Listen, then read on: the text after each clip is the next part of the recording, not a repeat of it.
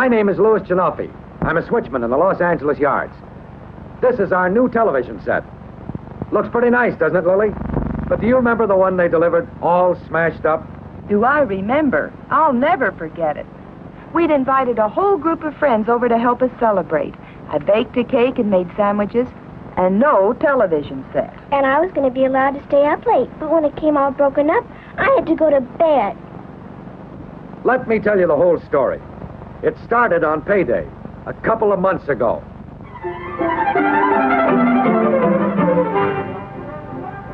Now, paydays are always special, but this one was extra special.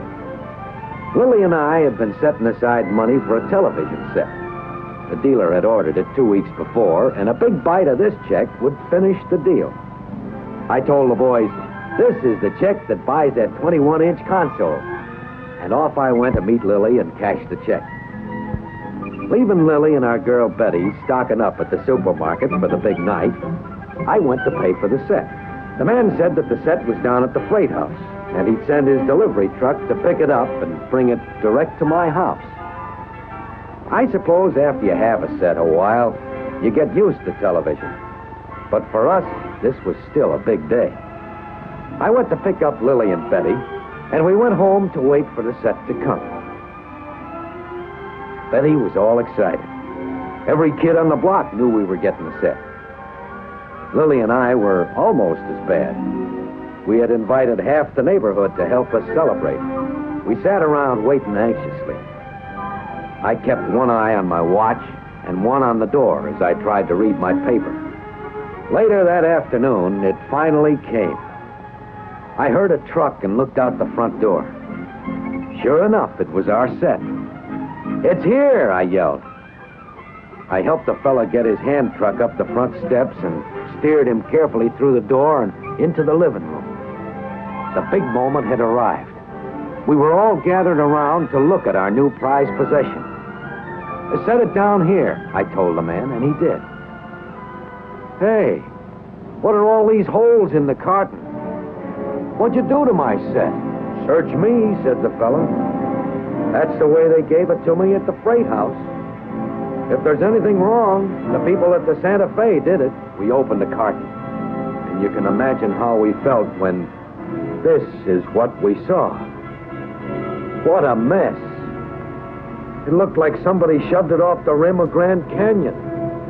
There'll be no celebration tonight. The big day turned out to be a big bust. The next day, I put them all away like they had eggs in them. I couldn't get the picture of that television set out of my mind. But to tell you the truth, what was really eating on me was a crack one of the neighbors made. He said, "How do you guys keep your customers if you deliver stuff like that?" Well, how do you answer a question like that? What about the folks in Chicago who made the set? Why should they keep shipping Santa Fe?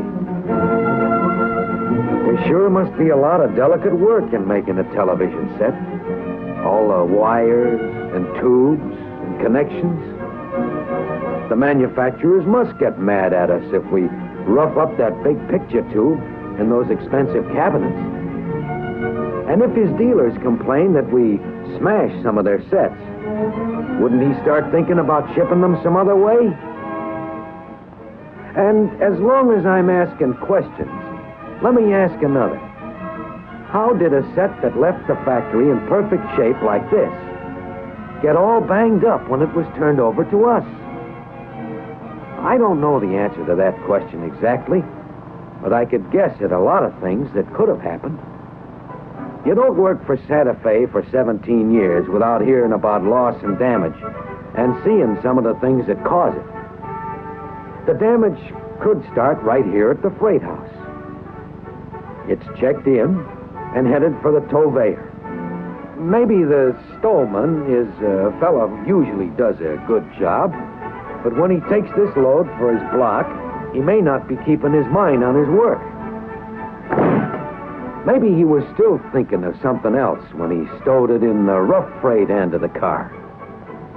Don't ask me what he was thinking about when he did this. Maybe that's how it started. I don't know. Maybe he stowed it right.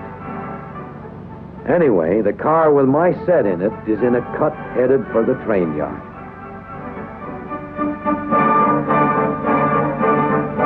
Well, a lot of things can happen in a yard. For example, the foreman says, "I got 2 for 4. Without checking the room, the field man says, "Let him come." "Kick," says the foreman. There they go, and the fieldman looks. Too late, it won't hold him. Maybe that smashed it. Could be. Or maybe a foreman says, "Cut 1, the one with my set in it." "Kick," he says, and then he starts to wonder what his next cut is. He studies his list too long, and the cars go faster and faster. "Hey," says the pin puller. "Hey!" "Oh," says the foreman, waking up. "Stop! Stop!" But he kicked him too hard. They're going down a well, and there's nothing he can do about it. Hold your ears. There goes my picture tube.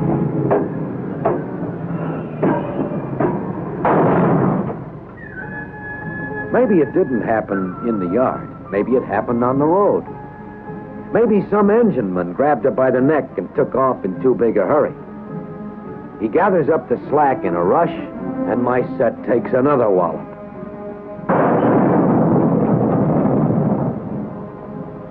Maybe that didn't get the whole job done, but every little bit helps. If it didn't happen starting, it could have happened stopping. A fella can get in as big a hurry coming into town as getting out. And when he sets the nose of the diesel down like this, he can really break up the china.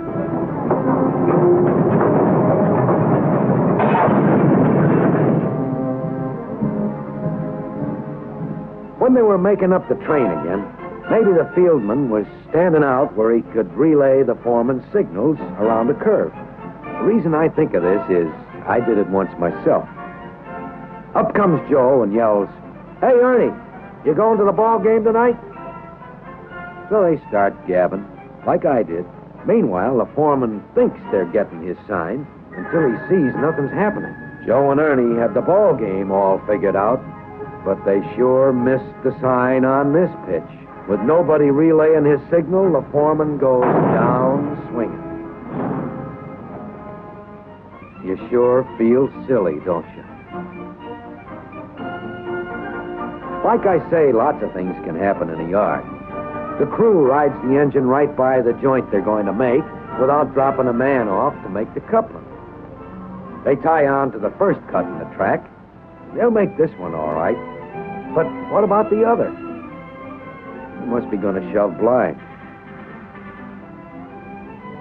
Yep. Go back and get him, the pin puller says.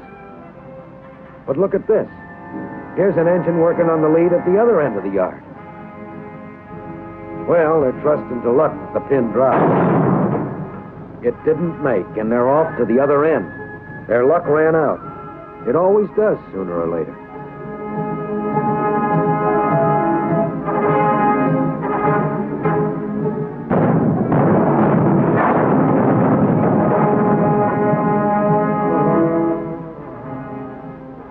Or suppose some other fella goes after a switch with the wheels close to the points. We could have told him he didn't have time to make that one.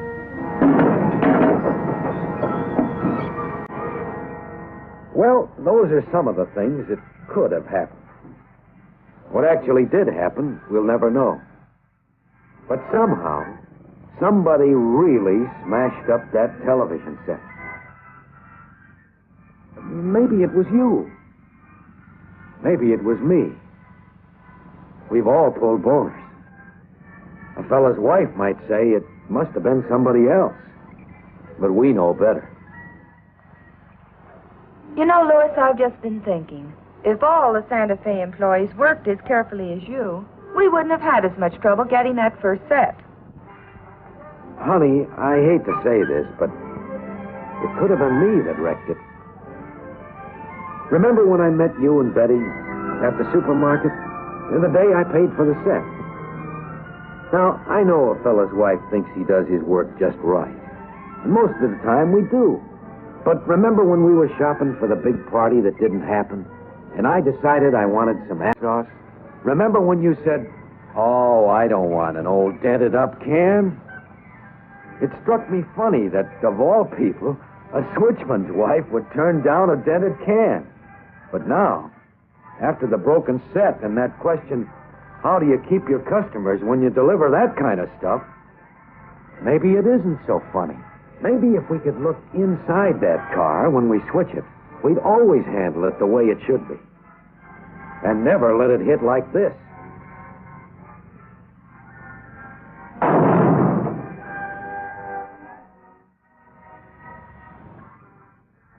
One smack like that, and you end up with a couple of tons of canned goods that nobody wants. When it gets to the man who ordered it, he blows his top, and he says to the Santa Fe man, "What do you fellas do with this stuff? Play baseball with it?" It looks as though that's what you do, he says. I don't know what the Santa Fe man says when he looks at that pile of junk, but I'd hate to be in his shoes. And I guess it's the same way with delay as it is with damage. Somebody ordered this lumber, and I guess they're waiting for it. But that wallop it got is sure gonna hold it up. Come to think of it, I suppose somebody's waiting for all those shifted loads I see sitting around on the rip track. No question that most of us do a pretty fair job most of the time. We have our mind on the job, and we're doing the job right. Oh, there may be a few who aren't, but most of the things that go wrong come from unintentional mistakes. This won't do the journal any good, but it sure took the squeak out of Sam's shoe. Of course, Sam's partner discovered his mistake and oiled the box. But suppose he hadn't. Maybe this could have happened. "There's one smoking," the brakeman says. "Hot box! Hot box!" "Stop her," says the conductor. "We've got a hot one." At best, a trainload of perishables is going to be standing still while they fix the box. And if the brakeman hadn't spotted it when he did, we might even have a train in the ditch. Even I can figure out that fellas who ship perishables don't like any kind of delay. It's that question again of how do we keep our customers if we don't do our job right? It's the same deal with livestock. They're perishable, too. Delay can shrink them, and if we don't feed them and water and rest them when we should, it's a cinch they don't get to market in good condition. And, of course, nobody wants to rough-handle livestock. We handle a lot of cattle in California, but we don't see too many grain cars. It's the boys in the Middle West who really move grain during the harvest. They tell me that you can inspect a car from top to bottom before you cart it for grain, and you can put up a grain door that's really grain tight. But it don't mean a thing if you let it hit at 7 or 8 miles an hour. That's still gonna put the grain on the ground.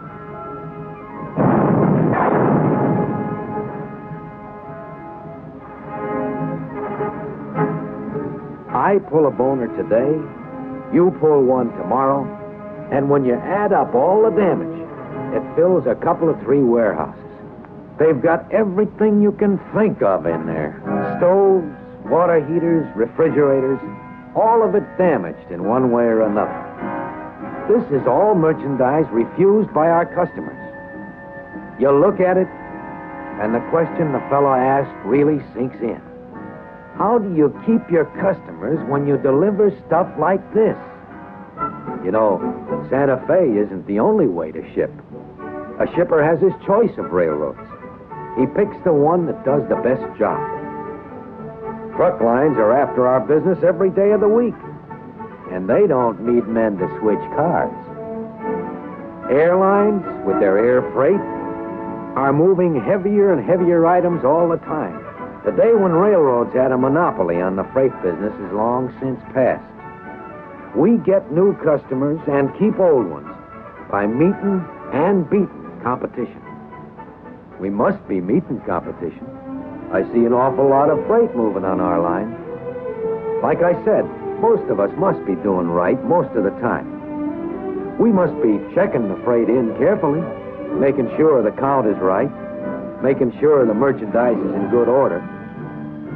95% of the time, we must be stowing it right, putting it in the right end of the car. We must be bulkheading it tight so the load won't shift and damage the merchandise that we carry. When the foreman says he's got 2 for 5, most fieldmen are on their toes, like this one. If there isn't room, we shove. And most of us give good, clear signals like this. Or like the easy sign this man has given, not weak little motions that an engineman 20 car lengths away has to strain his eyes to see. From what I know, 95% of us, and maybe more, take pride in being good at our job.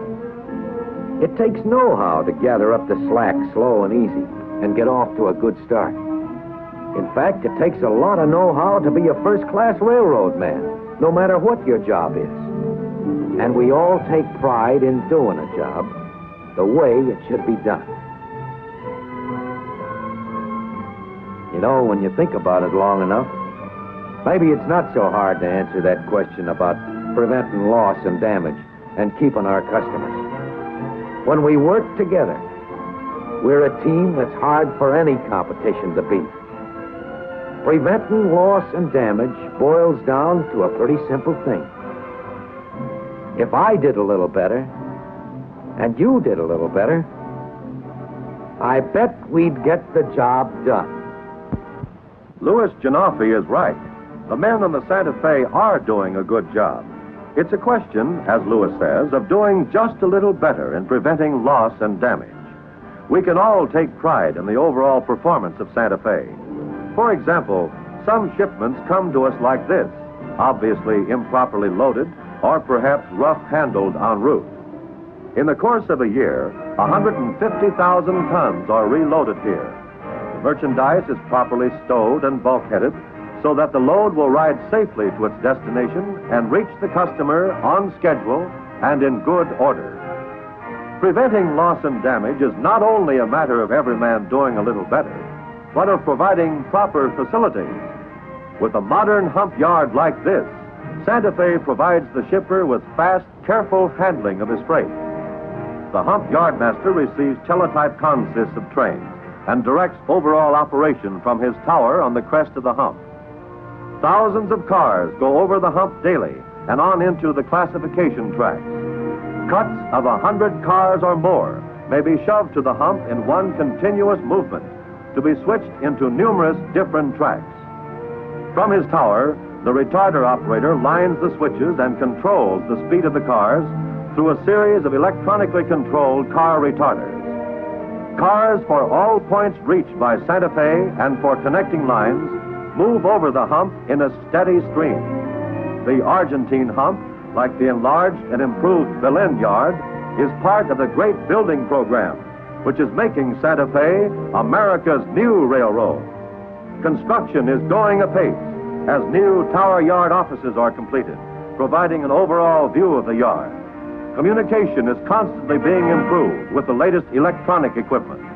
New yard leads, new tracks, new rails are being laid.